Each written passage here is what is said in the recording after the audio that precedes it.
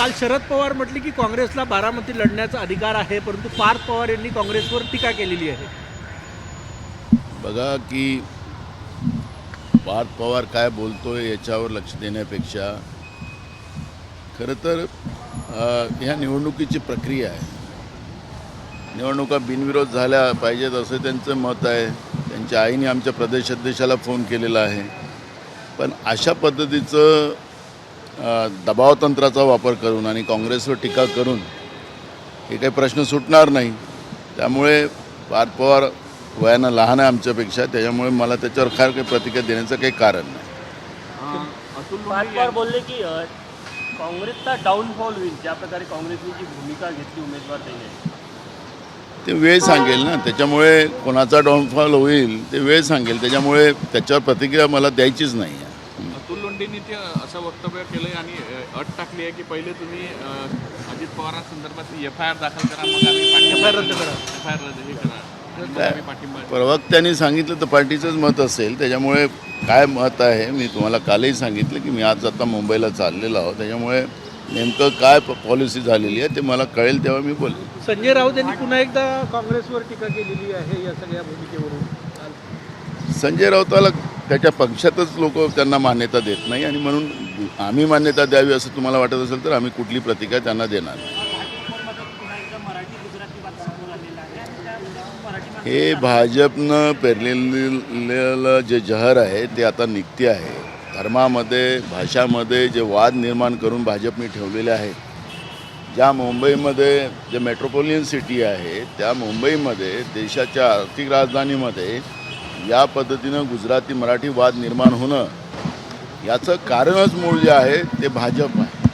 त्यांनी कारण की आपल्या राज्याला खऱ्या अर्थानं आपल्या राज्यातले मुख्यमंत्री किंवा आपल्या राज्यातले कोणी केंद्रातले मंत्री असतील ते नाही चालवत, ते गुजरातचे लोक चालवतात. आणि हे गुजरातच्याच लोकांचं एक जो ज्या पद्धतीनं दरारा निर्माण करण्यामध्ये भाजपचं जे योगदान आहे त्याचेच परिणाम आहे की आज मराठी आणि गुजराती वाद त्या ठिकाणी निर्माण झालेला आहे. काँग्रेसच्या काळात असा कुठलाही वाद कधी झालेला नाही, पण भाजपने पेरलेलं हे विष आहे ते आज भाषाच्या वादावर महाराष्ट्रात आणि मुंबईमध्ये ते पेटतं आहे. हो, संजय राऊत यांच्या वारंवार वक्तव्यानं महाविकास आघाडीत कुठेतरी कटुता येत आहे असं मी वाटतं. काहीच बोलत नाही ना. मी सांगितलं त्यांना संजय राऊताबद्दल बोललो. आता त्याच्यावरची प्रतिक्रिया देण्याचं काही कारण नाही. माजी आमदार खासदार असे यांच्यावर जवळपास 450 खटले प्रलंबित आहे अशी माहिती समोर येते. त्यामध्ये मुंबईचा पहिला नंबर येतो. आहेत ना. त्याला माननीय सुप्रीम कोर्टाने अनेकदा सांगितलं की हे सगळे फास्ट ट्रॅकमध्ये हे सगळे निकाली काढावेत. जे गुन्हेगार असतील त्यांच्यावर कारवाई झाली पाहिजे. राजकीय गुन्हे मोठ्या प्रमाणात असतात. या सगळ्या गोष्टीला तपासून तातडीनं कारवाई करायची भूमिका माननीय सुप्रीम कोर्टाने मांडलेली आहे.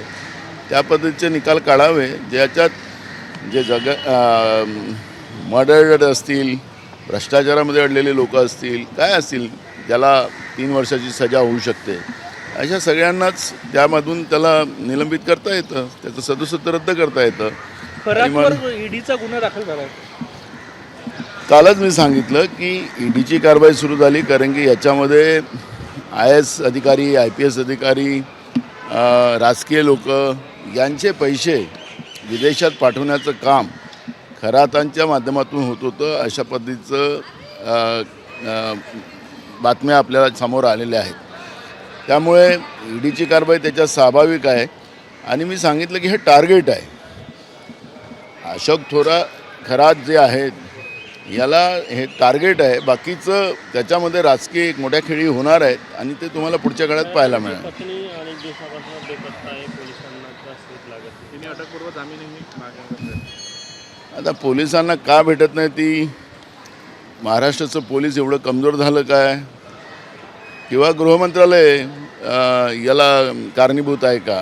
ह्या सगळ्या गोष्टी मी तुम्हाला सांगितलं काल पण आणि आजही इशारा करतो की हे अशोक खरात प्रकरण हे साधं नाही आहे. अशोक खराताच्या प्रकरणामध्ये खूप साऱ्या गोष्टी पुढच्या काळात पुढे येणार आहे. कंत्राटदारांचं काम बंद आंदोलनाचा इशारा दिलेला आहे. विदर्भ आणि संपूर्ण महाराष्ट्रामध्ये सगळे कामं ठप्प होण्याची शक्यता आहे. महाराष्ट्राच्या विधानसभेमध्ये आणि बजेट अधिवेशनामध्ये आम्ही हा मुद्दा मांडलेला होता आणि सरकारने त्यामध्ये उत्तर देत असताना सांगितलं की आता त्यांचे काही थकीत राहिलेले नाही, अशा पद्धतीचं उत्तर आम्हाला आलेलं आहे. म्हणजे महाराष्ट्राच्या विधानसभेमध्ये सरकार खोटं बोलताना आपण पाहिलेलं आहे. जवळपास 89,000 कोटीचं देणं हे या कॉन्ट्रॅक्टरचं आहे आणि ते कॉन्ट्रॅक्टरलाच आता आंदोलन करावं लागतं. अनेक कॉन्ट्रॅक्टरनी आत्महत्या केलेली आपण पाहतो आहे. जे हर घर में नल, नल में जल हे घोषणा करून नरेंद्र मोदीनं तर पैसेच देणं बंद करून टाकलं.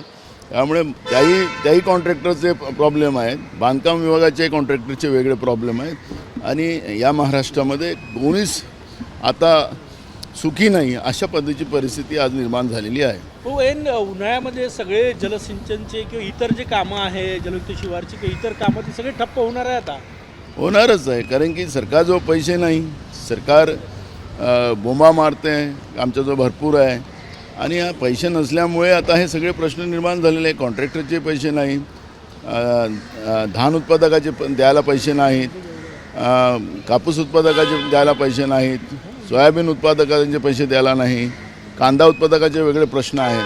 की महाराष्ट्रामध्ये शेतकरी असो की कॉन्ट्रॅक्टर असो, यांची जी परिस्थिती निर्माण झालेली आहे त्याचं कारण आहे की राज्याची तिजोरीमध्ये दिवाळा या सरकारने काढलेला आहे, हे त्याच्यातून स्पष्ट होते.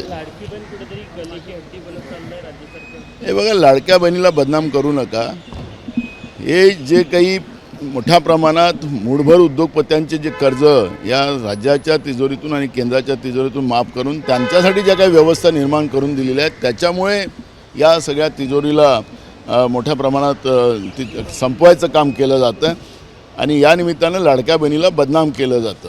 खरात प्रकरण में ईडी का गुना दाखल हुआ है, क्या लगता है आपको? इसकी इंक्वायरी जो है अभी वो ईडी के पास चली गई.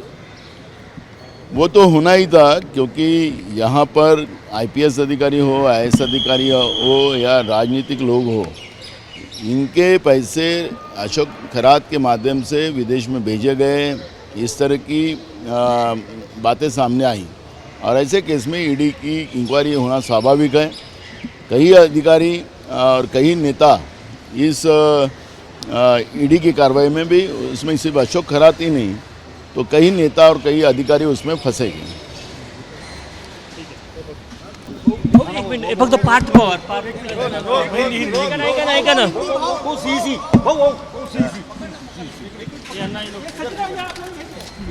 अरे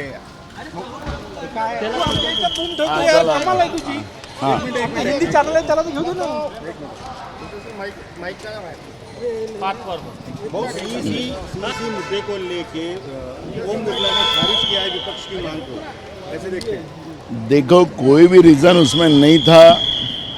सरकार को चुनाव आयोग को सपोर्ट करना है, उसके आधार पर राज्यसभा के सभापति और लोकसभा के अध्यक्ष, इन दोनों ने उसको उस प्रस्ताव को नकारा है. इसका मतलब ही है कि नरेंद्र मोदी की सरकार जो चुनाव आयोग से लोकतंत्र का गला घोट रही है और जो पाप कर रही है वो छुपाने का काम कर रही है.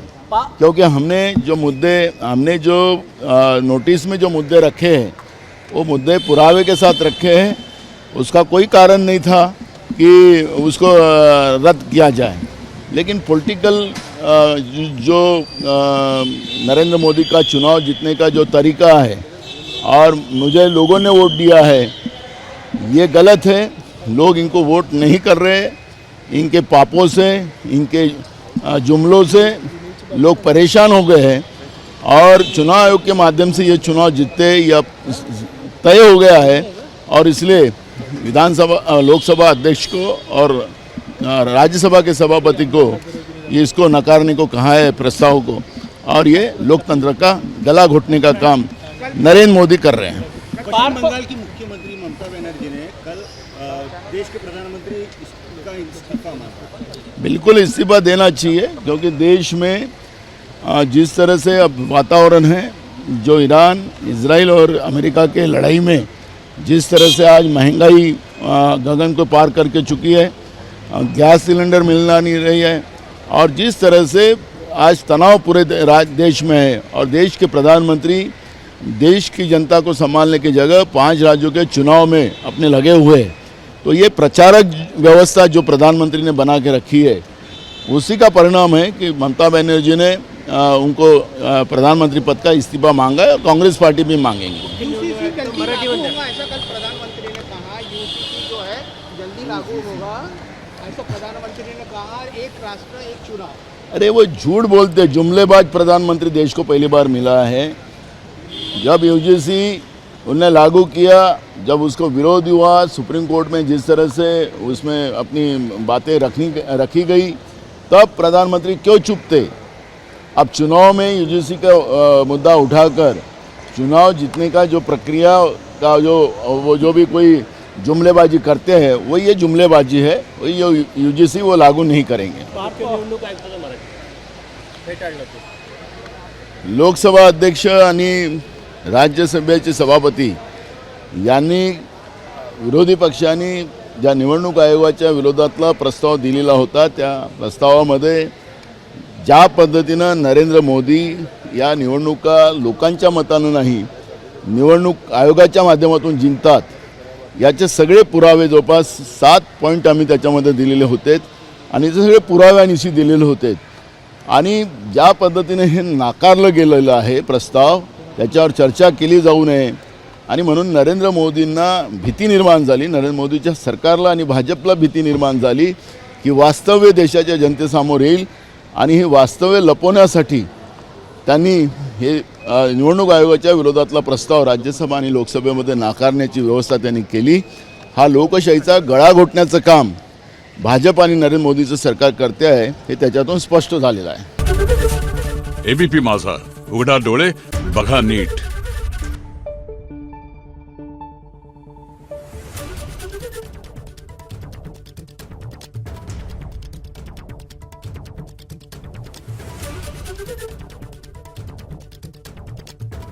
Thank you.